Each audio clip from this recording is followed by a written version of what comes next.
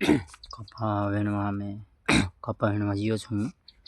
કપા ફોલીને તમે જોઈ શકો છો. ત્યાં સુધી લાઈન કરી છે, 2 ગાયણી આગળ પડી છે. એથી હું એકલો છું.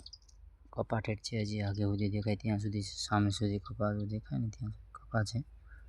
કપા ફોલીને આપણે એવો વિચાર આવ્યો કે વિડીયો બનાવી નાખ્યો આપણે શાંતિથી.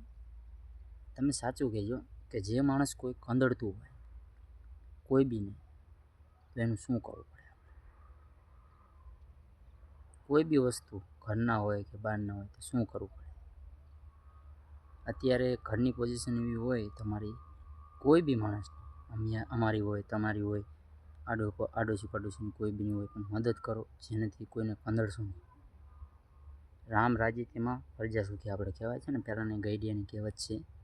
એ માટે તમારે જે થોડું ઘણું પુણ્યદાન થાય એ કરો, ના નથી પાડતો. કંદડશો નહીં કોઈને, જેટલું કામ થાય તમારે એટલું કરો.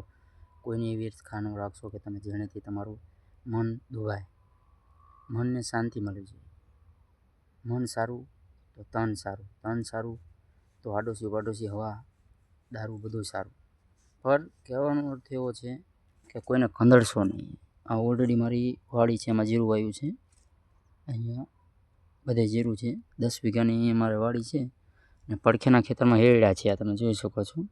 એરડા છે ને એમાં હું કપા ફોલું છું. કપા તો ઘણા દિવસથી ચાલુ છે ફોલવાનું, પણ આપણે કહેવાય ને કે ગમે તેવી પરિસ્થિતિ હોય પણ કામ કરવાનું છોડાય નહીં. કામ કરવાનું છોડી દઈએ ને તો કામ ના ચાલે. જેમ કે તમે કારખાને છોડી દો ને, તમે એકલા હોય પરિસ્થિતિ પ્રમાણે ઘરમાં, તો ઘર તમે છોડી દેશો ને તો ઘર તમારે ઘર કમાવા માટે ઘર તમે કારખાનું મૂકી દેશો ને તો ખાવા રોટલો નહીં મળે. અને અત્યારની પોઝિશન એવી છે કે તમને કોઈ બેઠા નહીં બોલાવે. પૈસા ખીચામાં હશે ને તો જ બોલાવશે.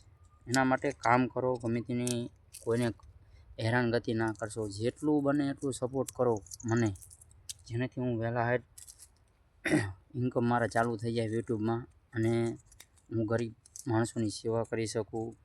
સેવા એટલી કરવા માગું છું મારા મમ્મી પપ્પાની, કોઈ બી એવા હોય એની. મને સપોર્ટ કરો. નાનો માણસ છું તો એવું ન સમજશો કે નાના માણસોને સપોર્ટ ન કરાય. હું વિડીયો પબ્લિક સામે નથી બનાવી શકતો. શાંતિથી ભલે 10-15 મિનિટ ઓલું થાય પણ ખેતરે આવીને શાંતિથી બનાવું 4 વિડીયો. હાલશે તો આપણે આગળ વિડીયો બનાવીશું. જય માતાજી, જય જવાન.